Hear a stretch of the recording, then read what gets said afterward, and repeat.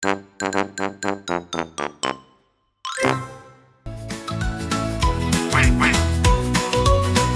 je on najbića, prijatelj pačića.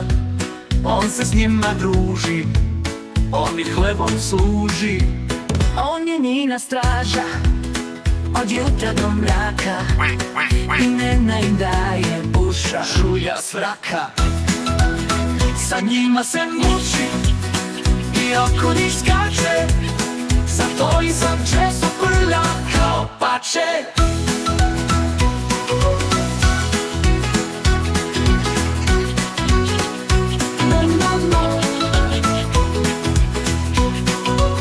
On je njina straža, od jutra do mraka. Imena im daje buša, žulja s vraka.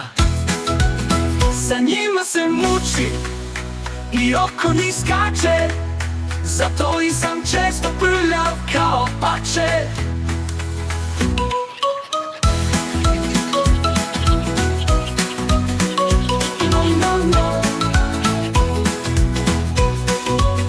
Sa njima se muči i oko njih skače.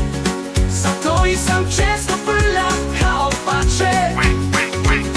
Sa njima se muči i oko njih skače. Zato i sam često prljav kao pače.